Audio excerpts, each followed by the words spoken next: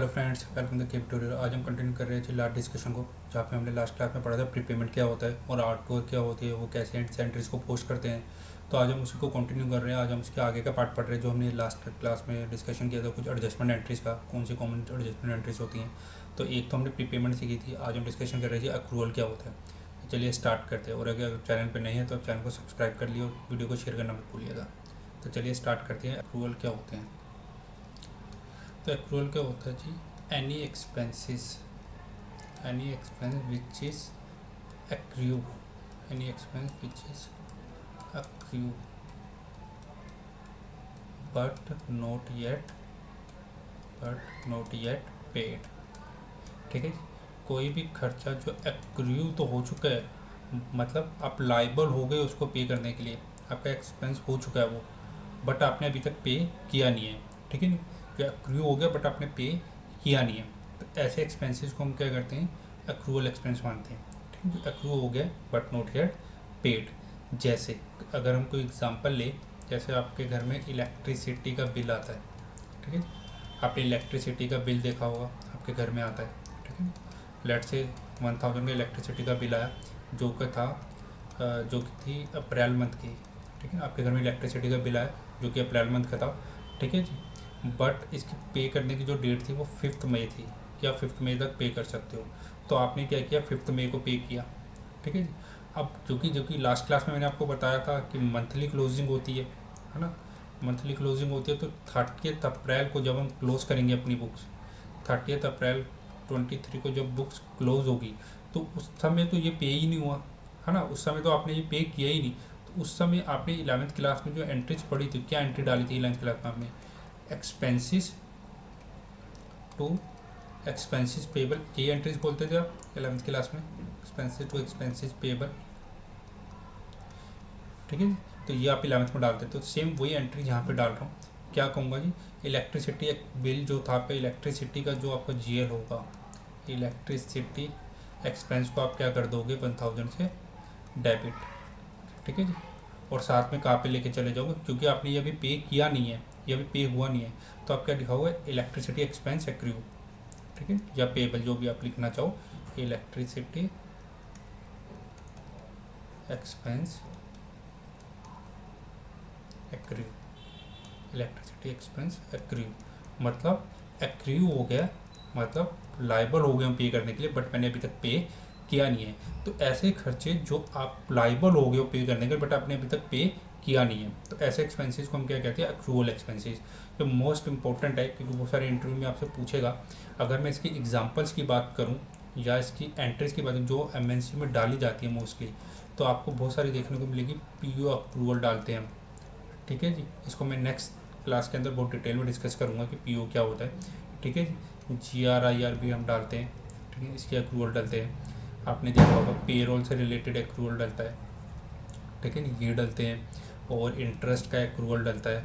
ठीक है जी, और भी एडहोक बड़े सारे अक्रूवल डालने पड़ते हैं। ठीक है जी, जो हम यहाँ पे एमएनसी में डालते हैं। तो एंट्री का फंडामेंटल यही है, जो भी एक्रू हो गया बट अभी तक पे किए नहीं है, तो आपको वो इस तरीके से डालना पड़ेगा। जैसे मैं एक आपको बताऊँ कि आपने लोन ले रखा था। ठीक है जी, 10% पे।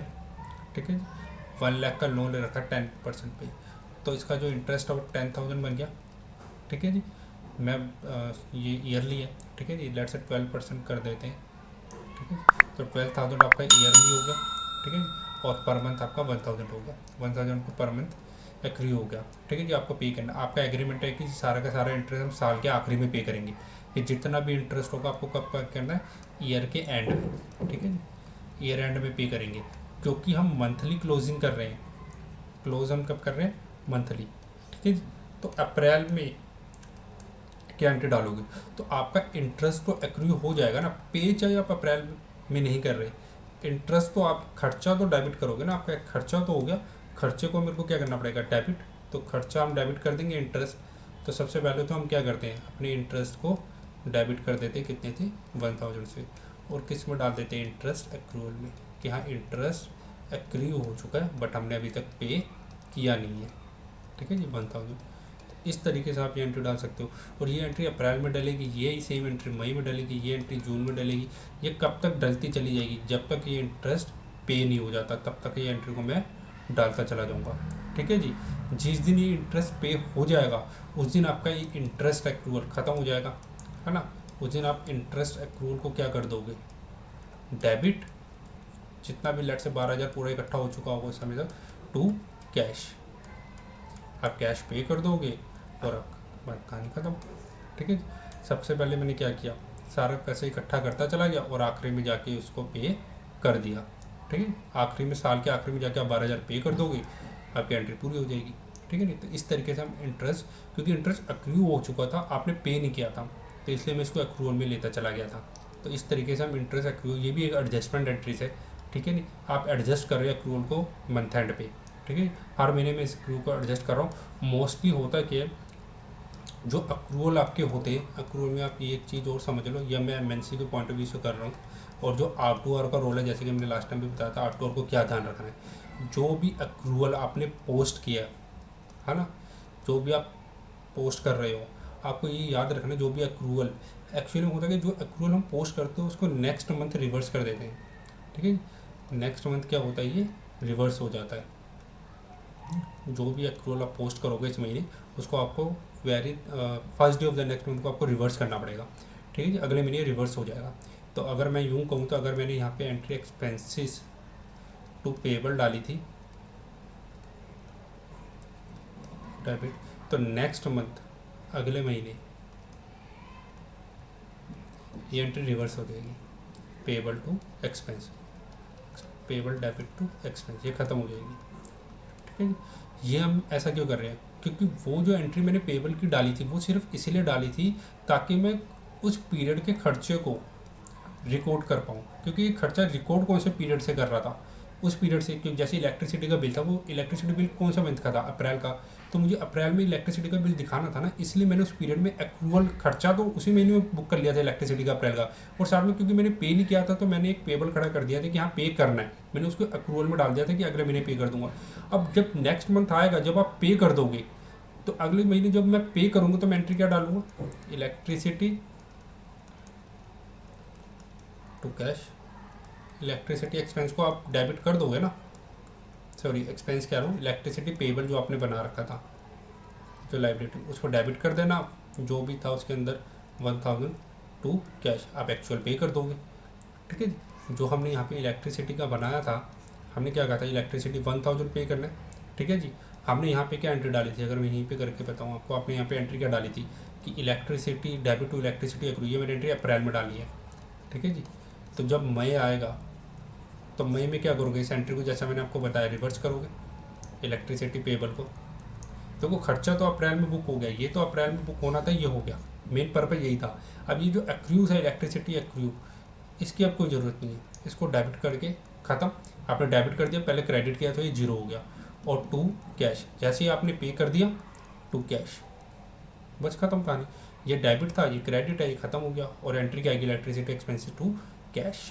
ठीक है। तो एंट्री आपकी वही बनेगी, बस इसका पर्पज़ क्या था, जिस पीरियड का वो खर्चा है उस पीरियड में रिकॉर्ड करना था। सेम इसी तरीके से एक्रूड इनकम भी होती है। एक्रूड इनकम वो भी यही है, एक्रूड इनकम, बट वो खर्चे के पॉइंट ऑफ व्यू था, ये इनकम के point of view. Any income which is accrued but not yet receive, जो भी इनकम एक्रू हो चुकी है, ठीक है, एक्रू है but not yet received, but आपको अभी तक मिली नहीं है। ठीक है नहीं, एक्रू होगी बट आपने अभी तक रिसीव नहीं की, तो उसको क्या कहते हैं, एक्रूड इनकम। तो ये भी आपकी इनकम है, तो इसको भी क्या करोगे, तो ये आपका क्या बनेगा, एक्रूड इनकम, ये आपका एसेट है, एक्रूड इनकम। ठीक है जी। तो एक्रूड इनकम में एसेट बुक करेंगे। ठीक है जी। इसको हम एसेट दिखा लेते हैं, एक्रूड इनकम आपके करंट एसेट में चला जाएगा, हम डेबिट टू इनकम। ठीक है जी। इस तरीके से हम इसको रिकॉर्ड करते हैं। ये हमारा क्या बनेगा जी, करंट एसेट, इनकम तो हमारा P&L में इनकम साइड में चली जाएगी। ठीक है। ऐसी हमारी जो ये थी इलेक्ट्रिसिटी एक्रूड, ये हमारी क्या चली जाएगी, करंट लाइबिलिटी में। कैश हमारा क्या चला जाएगा, करंट एसेट, क्योंकि हमने पे किया तो ये डाउन हो जाएगा। ठीक है जी। करंट लाइबिलिटी थी ये, करंट लाइबिलिटी हमारी ख़त्म होगी, यहाँ पे हमने करंट लाइबिलिटी बढ़ा दी थी एक तरीके से। ठीक है। तो ये करंट लाइबिलिटी में जाएगा बैलेंस शीट में, ये करंट एसेट में जाएगा एक्रूड इनकम। वहाँ पे एक्सपेंसिव अपने पे नहीं किए थे, एक्रू हो गए थे, यहाँ के इनक्रू सॉरी इनकम एक्रू हो गई बट आपको मिली नहीं है। ठीक है जी। तो इसकी जैसे एग्जांपल लूँ मैं, इसके बहुत सारे एग्जांपल हैं।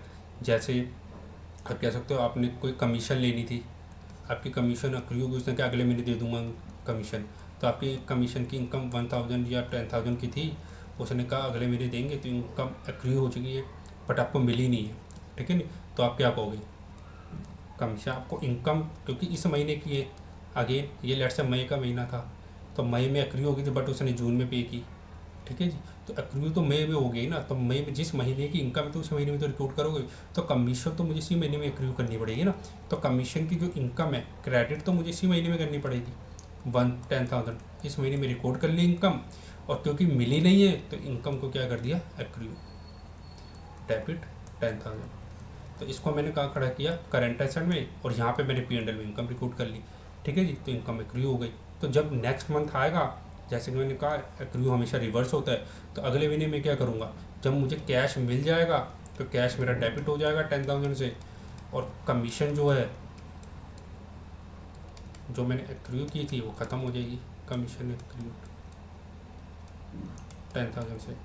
तो यहाँ पे आपने 10,000 क्या कर दिया डेबिट, ये ख़त्म, यहाँ पे आपने कमीशन क्या किया था क्रेडिट, ये भी ख़त्म, सॉरी यहाँ पे आपने डेबिट की थी, यहाँ पे आपने क्रेडिट किया, यहाँ पे ये जीरो हो गया, यहाँ पे जीरो हो गया, खत्म, ठीक है। और एंट्री क्या बन गई cash account debit to commission, तो ये आपकी एंट्री बन गई, ठीक है नहीं। तो यही तो एंट्री थी जो हमें डालनी थी। तो एक्रूड इनकम को जो एक्रूड एक्सपेंस को दोनों एक ही चीज़ चलती है, ठीक है जी। ऐसा इसलिए भी हो सकता है, अगर मैं एमएनसी को पॉइंट ऑफ व्यू थोड़ा सा बताऊँ, तो ये डिले इसलिए हुआ है क्योंकि हो सकता है इनवॉइस रेज ना हुई हो, क्योंकि विदाउट इनवॉइस तो आप इनकम बुक नहीं कर सकते ना, जब तक मुझे इनवॉइस ही नहीं मिली है तो मैं इसको कैसे बुक कर लूँ, तो इनवॉइस डिले मिली है, ठीक है, इसलिए भी हो सकता है जिसकी वजह से डिले इनकम बुक हुई है। ऐसे एक्सपेंस के पॉइंट ऑफ व्यू से भी हो सकता है, ठीक है नहीं। तो इस तरीके से ये इनकम बुक की जाती है, इस तरीके से वो खर्चा बुक किया जाता है, ठीक है जी। और ये सारी कहानी के पीछे पीओ जरूर होता है, एक पीओ भी रेज होता है, वो एंट्री के पॉइंट ऑफ व्यू से मैंने बात नहीं की अभी तक, परचेज ऑर्डर के पॉइंट ऑफ व्यू से, परचेज ऑर्डर का मैंने कहा नेक्स्ट क्लास में डिटेल में डिस्कशन करेंगे, ठीक है जी। होता क्या है ऐसी पीओ अप्रूवल की एंट्री बहुत इंपॉर्टेंट होती है, पीओ की एंट्री डलती है, वो हमेशा हर कंपनी में डलती है पीओ की एंट्री। पीओ क्या होता है वो नेक्स्ट क्लास में बताऊंगा, एमएनसी में किस तरीके से रिकॉर्ड करते हैं, ठीक है। ये थी हमारी कुछ जर्नल एंट्रीज जो अक्रूवल थी, और वहाँ पे मेरी अक्रूड इनकम थी। इसी तरीके से डेफर्ड इनकम भी होती है जो मैं नेक्स्ट क्लास में आपके साथ डिस्कस करूँगा, ठीक है जी। तो आई होप आपको यहाँ तक तो समझ में आ गया होगा। कोई भी आपको डाउट लगता है तो आप मुझे नीचे कमेंट में बता सकते हैं, और वीडियो अच्छी लगी तो अब यहाँ पे R2R के पॉइंट से एक चीज़ और याद रखना, जब भी आप कोई अक्रूवल को रिवर्स करते हो, जब हम अक्रूवल को रिवर्स करते हैं, अक्रूवल रिवर्स करते समय आपको ये जरूर याद रखना है कि उसकी इनवॉइस आ गई हो, ये मैं एक्सपेंस के पॉइंट ऑफ व्यू से बता रहा हूँ, ठीक है। एक्सपेंस में जो आपने अक्रूवल रिकॉर्ड कर रखा है, जब तक उसकी इनवॉइस नहीं आएगी आप उसको रिवर्स नहीं कर सकते, ठीक है जी। जैसे मैंने आपको कहा था आपने इलेक्ट्रिसिटी का अक्रूवल बनाया था, ठीक है जी। हो सकता मुझे इस महीने का बिल अभी अप्रैल में आया नहीं, मई में आया बिल, तो मैंने अक्रूवल बुक कर लिया अप्रैल में, ठीक है जी। और उसका इन्वॉइस कब आया, मई में आया, मैंने अप्रैल में इसको अक्रूवल ले लिया था, ठीक है जी, क्यों, क्योंकि मेरे को इन्वॉइस नहीं मिली, मई में इसकी इन्वॉइस आई, ठीक है जी। तो जब मैं रिवर्स करूँगा या तो मेरे को 100% श्योरिटी हो कि इसकी इन्वॉइस आ जाएगी मई में, ठीक है, फिर तो मैं रिवर्स करूँ। लेकिन अगर आपको बिल्कुल डाउट है या किसी भी तरीके का डाउट लगता है कि मेरे को इन्वॉइस अभी डिले आएगी या अभी मिली नहीं है, तो आप उसको रिवर्स नहीं कर सकते। तो अक्रूवल को जब तक रिवर्स नहीं करते जब तक आपके पास उसकी इनवॉइस ना आ जाए। तो एक आउटवर्क के पॉइंट ऑफ व्यू से आपको ये जरूर याद रखना होता है, आप अक्रूवल को रिवर्स तभी कर सकते हो जब आपको लगे कि उसकी इनवॉइस आ जाएगी, ठीक है जी, या इनवॉइस आ गई है या आ जाएगी, आपको ट्रस्ट है, लेकिन जब तक आपके पास इनवॉइस नहीं है उसके बिना उसको रिवर्स नहीं कर सकते, ठीक है जी। तो ये आपको याद रखना है एक आउटवर्क के point of view, without invoice आप कभी भी रिवर्स मत करना अक्रूवल को, ठीक है जी। ये चीज़ है जो इस टाइप की एंट्रीज है जो हम मंथ एंड में डालते हैं।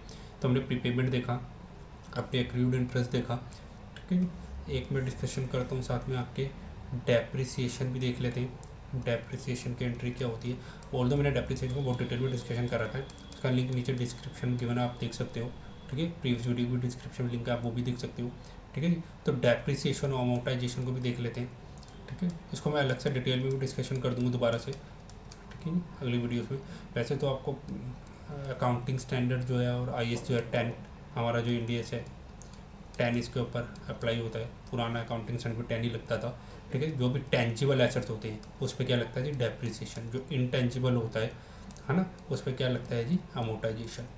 टेंजिबल एसेट जैसे मशीनरी, फर्नीचर, बिल्डिंग, ठीक है, ये सारे क्या है हमारे टेंजिबल एसेट। इंटेंजिबल एसेट की बात करूँ तो यहाँ पे क्या आएगा आपके पेटेंट आ गया, सॉफ्टवेयर आ गए, सॉफ्टवेयर हो गया आपकी, गुडविल हो गई, ठीक है नी, ये सारी की सारी क्या है पेटेंट है, ठीक है नी, ट्रेडमार्क, ये सब आपके क्या होते हैं पेटेंट, सॉरी क्या होते हैं इंटेंजिबल, इसको हम एमोटाइज, जो भी इंटेंजिबल है उसको हम एमोटाइज करते हैं, जो आपके टेंजिबल एसेट होते हैं उसके हम डेप्रिसिएशन करते हैं, ठीक है, डेप्रिसिएशन लगाते हैं। तो इसके एंट्रीज की बात की जाए तो डेप्रिसिएशन के आगे जो एंट्री आप डालते थे, depreciation account debit to fix asset, ठीक है जी, यही करते थे, डेप्रिसिएशन टू फिक्स एसेट, ठीक है, ये एंट्री होती थी। तो यहाँ भी ये होती है, ठीक है जी, बट मैं इसको यूँ ना डाल के इसको एक्यूमुलेटेड डेप्रिसिएशन के अकॉर्डिंग डालती है, क्योंकि मल्टीनेशनल कंपनी में बड़ी बड़ी कंपनियाँ हमेशा एक्यूमुलेशन डेप्रिसिएशन को फॉलो करती हैं, तो एक्यूमुलेटेड डेप्रिसिएशन वहाँ पे जरूर हो। तो हम क्या करते हैं, डेप्रिसिएशन अकाउंट डेबिट,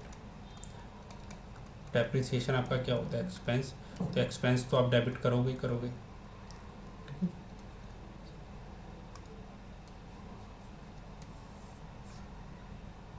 तो एमएनसी में कैसे डालते हैं जी, डेप्रिसिएशन अकाउंट डेबिट, डेप्रिसिएशन को डेबिट कर दो, वहाँ पे फिर जैसे को क्रेडिट ना करके हम क्या कर देते हैं, अक्यूमुलेशन डेप्रिसिएशन को क्रेडिट करते हैं, ठीक है जी, डेप्रिसिएशन टू अक्यूमुलेटेड डेप्रिसिएशन, ठीक है। उसके बाद नेक्स्ट एंट्री डलती है accumulated depreciation to fix asset, direct नहीं डालते हैं, इसके थ्रू डालते हैं अक्यूमुलेटेड डेप्रिसिएशन के थ्रू। तो इस तरीके से एंट्री डलती है। ऑल्दो ये एंट्री हमें वहाँ पे मैनुअल नहीं करनी होती, ठीक है जी, बहुत रेयर केस होगा आपको कोई एरर की वजह से मैनुअल डालनी पड़ जाए, अदरवाइज आपको ये मैनुअल एंट्री नहीं डालनी होती, ठीक है जी। तो मैनुअल क्यों नहीं डालनी होती, ये तो मैंने आपको वैसे इसके टेंजिबल एसेट के पॉइंट ऑफ व्यू से बताई, सेम एंट्री वहाँ पे इंटेंजिबल एसेट में भी डलती है, सेम यहीं पे कर लो आप, सेम आप क्या कहते हो वहाँ पे reduction in the value of asset को तो हमने डेप्रिसिएशन का reduction in the value intangible asset को हम मोटाइज करते हैं, ठीक है। अब इसको कैसे रिड्यूस करोगे, सेम वही खेल है, यहाँ पे डेप्रिसिएशन डाला आपने, यहाँ पे क्या आ जाएगा डेप्रिसिएशन की जगह अमोटाइजेशन, ठीक है जी, अमोटाइजेशन आ जाएगा, अमोटाइजेशन टू एसेट, ठीक है जी, क्योंकि वहाँ पे अक्यूमुलेटेड तो होता नहीं, तो अमोटाइजेशन टू एसेट, ठीक है, amortisation to amortisation debit to asset reduce. तो इस तरीके से वहाँ पे एंट्रीज डलती है, ठीक है जी। तो वहाँ पे क्या होता है, क्योंकि वहाँ पे एसएपी की फंक्शनैलिटी इस तरीके से होती है, वो सारी एंट्रीज खुद ही कर देता है, तो वहाँ पे ये सारा डेप्रिसिएशन ऑटोमेटिक रन होता है, ये डेप्रिसिएशन ऑटोमेटिक पोस्ट हो जाता है, टी कोड रन किए जाते हैं, उस टी कोड के अकॉर्डिंग ये ऑटोमेटिक रन हो जाते हैं। जैसे एक AFAB से डेप्रिसिएशन की हिस्ट्री रिपोर्ट मिलती है, और भी फर्दर टी कोड्स है जो आप जो एसएपी जानते हैं उनको पता है, जो नहीं जानते वो जो पढ़ेंगे उनको आगे चल के पता लग जाएगा। तो ये ऑटोमेटिक रन होता है, ये हमें मैनुअल नहीं करने होते, ठीक है। तो ये ऑटोमेटिक रन होता है, बट ये मंथन का पार्ट होता है, मंथन में आपको डेप्रिसिएशन रन करना होता है, और एक हिस्ट्री रिपोर्ट से देखना होता है कि सही से डेप्रिसिएशन रन हुआ या नहीं, अगर कोई एरर तो नहीं आई, अगर एरर आई है तो उस केस में आपको हो सकता है मैनुअल करना, अदरवाइज मैनुअल आपको कभी करना नहीं होगा। तो अलग से टीम भी होती है, FA टीम, फिर जैसा टीम जो ये इसको रोज़ देखती है डे टू डे में कि कौन कौन से एसेट आए हैं, कौन से गए हैं, ठीक है। तो उसको सही तरीके से देखना होता है, इस तरीके से ये डेप्रिसिएशन को देखते हैं। बाकी ऑल दो मैं इसकी अलग से एक वीडियो बनाऊंगा, डिटेल में डिस्कशन करूंगा FA के बारे में, डेप्रिसिएशन के बारे में, ठीक है। तो अभी के लिए बस मैंने छोटा डिस्कशन की डेप्रिसिएशन की भी मंथली एंट्री डलती है एडजस्टमेंट, तो depreciation to accumulated depreciation, accumulated depreciation to FA। अगर आपका अमोटाइजेशन इंटेंजिबल है तो अमोटाइजेशन टू एसेट, इस तरीके से इस एंट्री को डाला जाता है, ठीक है। स्टिल आपको कोई डाउट हो तो आप मुझे बताना, मैं नेक्स्ट वीडियो में इसको डिटेल में डिस्कशन करूँगा कि एक्चुअली डेप्रिसिएशन अमोटाइजेशन होता क्या है। बाकी लिंक नीचे गिवन है, वहाँ पे जाके भी देख सकते हो, ठीक है। तो चलिए मिलते हैं नेक्स्ट वीडियो के अंदर। Thank you for the watching.